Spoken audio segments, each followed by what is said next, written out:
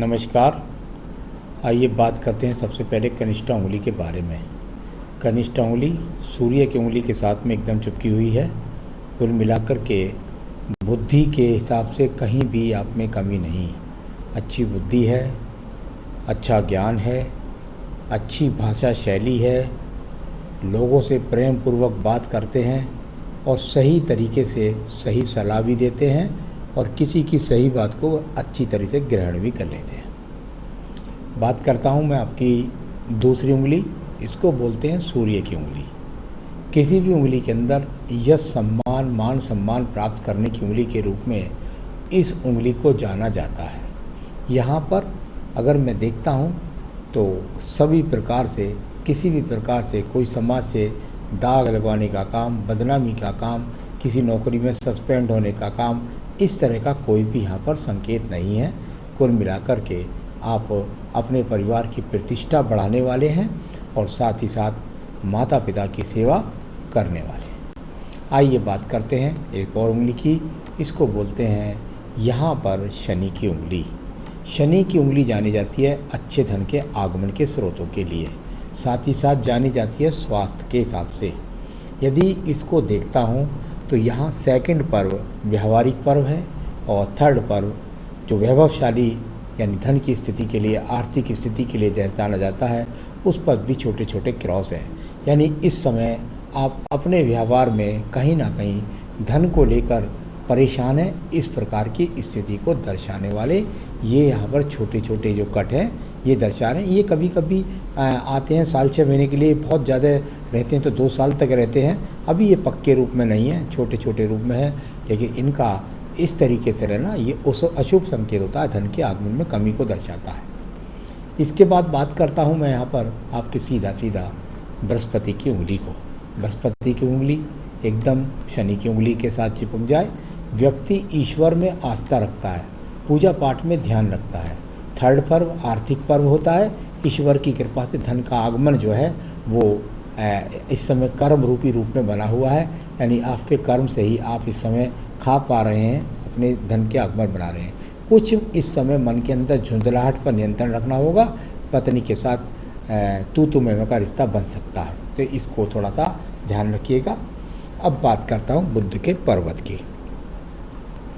बुध का पर्वत और ये यहाँ पर खड़ी हुई रेखाएं, ये 3 से 4 होती हैं तो ज़्यादा अच्छी कही जाती हैं। जब बहुत सारी होती हैं तो संघर्ष बहुत बनता है और संघर्ष के साथ धन बनता है, यानी बहुत संघर्ष से धन बनता है और वो धन जो है खर्च लगातार व्यक्ति के पास चलाता रहता है, यानी कि वर्तमान में भी आप खाली नहीं हैं, धन के आगमन कहीं ना कहीं से आपके पास जुड़े हुए हैं। साथ ही साथ संतान का सुख सहयोग प्राप्त होगा, ये बताने वाली ये बुध पर्वत की रेखाएं हैं। इसके बाद बात करते हैं आपके सूर्य पर्वत की। सूर्य पर्वत और बहुत शानदार रेखाओं के रूप में ये रेखाएं यहाँ पर आपको खड़ी हैं, यानी कि अगर आपने सही मौके पर अगर अपने टारगेट में यदि मेहनत की होती तो राज्य सरकार से संबंधित नौकरी मिलने का योग था, परंतु शुरू में थोड़ा सा दीप जरूर है। ये जो फिश है छोटी सी, देखिए आप यहाँ पर ये छोटी सी फिश है, ये भी इस बात का इशारा करती थी कि आप यश मान सम्मान प्राप्त कर सकते थे। लेकिन आपके एक सवाल का जवाब मैं यहाँ से ज़रूर दे सकता हूँ, बाकी सारे जवाब मैंने लिख लिए हैं, उसको जन्मपत्री के द्वारा दूँगा। लेकिन ये वो संकेत भी है कि राज्य सरकार के जो लोग होते हैं, जो नेतागिरी के काम करते हैं, उनके द्वारा आप धन लाभ के अवसर उठा सकते हैं और खुद भी अगर क्षेत्रीय रूप से छोटी मोटी राजनीति करेंगे तो उसमें सफलता मिलेगी। आपने यदि राज्य सरकार की नौकरी के लिए थोड़े समय पहले अगर प्रयास किया होता तो आप सरकारी नौकरी भी प्राप्त कर सकते थे। चलिए इसके बाद धन के पर्व की रेखाओं की बात करते हैं। धन के पर्व पर सबसे पहले क्रॉस का चिन्ह लग गया और इसके बाद आपके यहाँ पर छोटी छोटी रेखाओं के रूप में ये रेखाएं हैं, यानी कुल मिलाकर के ये एक बड़ी रेखा के रूप में होनी चाहिए थी, जो यहाँ पर छोटी छोटी रेखाओं के रूप में बिखरी पड़ी हैं। जब इस तरह की बिखरी हुई रेखाएं होती हैं तो व्यक्ति अपनी मेहनत के पास भी धन जो प्राप्त करता है वो बिखरा हुआ ही प्राप्त करता है, यानी उससे उसकी संतुष्टि नहीं होती। इसके बाद बात करते हैं आपकी एक और रेखा पर्वत की। ये पर्वत है, इस पर 2 एक्स के चिन्ह भी हैं। यहाँ पर कुल मिलाकर के वो रेखाएं भी हैं जो ज्ञान के द्वारा अच्छा आपको बृहस्पति पर अच्छा खासा सपोर्ट दिलाती हैं। तो कुल मिलाकर के यहाँ भी वो संकेत था कि आप राज्य सरकार से संबंधित कार्यों से लाभ उठा सकते हैं। तो देखिए, अगर इसका नौकरी नहीं उठा सकें आप नौकरी वाला लाभ, तो आप राज्य सरकार के जो ठेके होते हैं, टेंडर्स होते हैं, उनका भी लाभ उठा सकते हैं। तो ये इस प्रकार के संकेत हैं। साथ ही साथ व्यक्ति का स्वयं का मकान भी होता है। इसके बाद बात करता हूँ मैं आपकी हृदय रेखा के बारे में। हृदय रेखा यदि आप देखें तो चटके हुए रूप में हृदय रेखा यानी कि कहीं ना कहीं मन के अंदर अप्रसन्नता है, आप अपने आप से संतुष्ट नहीं हैं। थोड़ा इस प्रकार से कह सकते हैं, थोड़ा जब ढलवा आकर के जाकर रेखा आखिर में गिर जाए बृहस्पति के नीचे को, तो व्यक्ति कहीं ना कहीं अपनी पत्नी से संतुष्ट नहीं होता है। रंग रूप से या फिर ऐसा हो सकता है कि वो उसके अनुकूल पढ़ी लिखी नहीं हुई, तो जिसका वो फ़ायदा ना उठाएगा, इस तरीके से। और कभी कभी व्यापार में खटाव रहता है, व्यवहार में उस प्रकार को दर्शाने वाली ये रेखा है। हृदय रेखा पर बोझ है इस समय पर, अच्छा संतुष्टि आपको नहीं दिखाई दे रही। इसके बाद बात करता हूँ मंगल पर्व की। मंगल पर्व जहाँ निकलने वाली रेखाओं को जाना जाता है कर्म रेखा के रूप में, तो वो एक तरीके से वहाँ जाल भी बनाती है, यानी संघर्ष का पूरा फल नहीं दर्शा रही आपकी मंगल रेखा है। यहाँ पर काफ़ी कुछ जाल बना हुआ है, तो वो अपने आप में व्यक्ति के संघर्ष का पूरा फल नहीं दे रहा है। इसके बाद बात करता हूँ सीधा आपकी बुद्धि रेखा की। बुद्धि रेखा और यहाँ से चलती है तो आखिर तक जाने के बाद यहाँ आपके बुद्ध पर्वत के नीचे जाके रुक गई। कुल मिलाकर के इस रेखा को भी बहुत सारी राहु रेखाओं ने बीच बीच में काट रखा है, यानी मानसिक रूप से यदि देखें तो थोड़ा सा अव्यथित है। कुछ रेखा उठती है, कुछ गिरती है, फिर और नीचे गिर जाती है, यानी कहीं मनोबल बनता है, कहीं मनोबल गिरता है, कहीं मनोबल बनता है, कहीं मनोबल गिरता है। इस प्रकार की रेखा है जो आपको यहाँ मिली हुई है, ये आपके साथ में जीवन में लगा रहेगा। तो अपने मन पर मानसिक रूप से नियंत्रण रखिए और मजबूत बनिए। सब कुछ ईश्वर करते हैं, अच्छा ही होगा। चलिए मंगल द्वितीय पर्वत की बात करता हूँ। किसी भी प्रकार का कोई झगड़ा नहीं है, झंझट नहीं है, मुकदमा नहीं है, कोई बड़ा एक्सीडेंट का योग भी नहीं है। इसके बाद बात करेंगे आपके नीचे जाके चंद्र पर्वत के बारे में। चंद्र पर्वत पर बड़े हुए छोटे एक्स, बड़े एक्स, इस पर व्यक्ति को मानसिक टेंशन के रूप में जाने जाते हैं। यहाँ पर काफ़ी छोटे बड़े एक्स हैं और साथ ही साथ एक दूसरे को काटने वाली रेखाएं हैं, जो आपकी मानसिक टेंशन के रूप में आपकी स्थायी रूप से दिखाई पड़ रही हैं।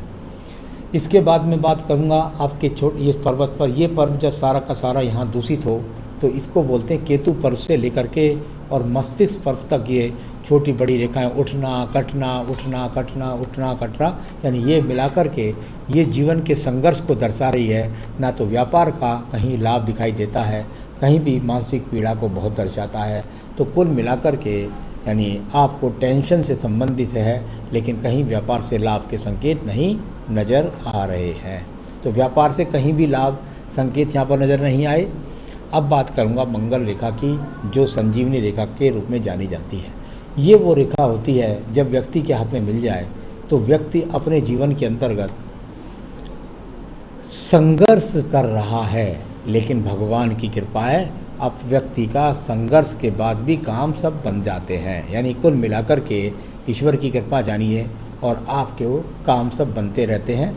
ये अभेद रक्षा करने वाली रेखा आपकी आयु रेखा के पीछे खड़ी है, यानी जीवन में जो संकट आएंगे उनसे निमटने में समर्थ है ये रेखा। इसके बाद शुक्र पर्वत को देखिए। शुक्र पर्वत काफ़ी रेखाओं से पीड़ित है।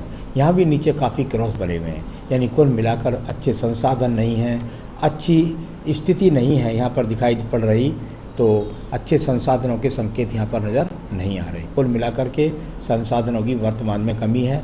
कहीं ना कहीं आप उससे पीड़ित रहते हैं कि मुझे ये अच्छी चीज़ें क्यों नहीं मिल रही। संतान रेखा की बात करते हैं। बिल्कुल स्पष्ट रूप से 3 संतान रेखाएं आपके हाथ के अंदर चमक रही हैं, हो सकता है 4 भी चमक रही हैं। तो कुल मिलाकर के संतान के बारे में यदि बात करें तो संतान सुख सहयोग है, बाकी पत्नी के हाथ से ज़्यादा पता लगता है। भाग्य रेखा की बात करता हूँ।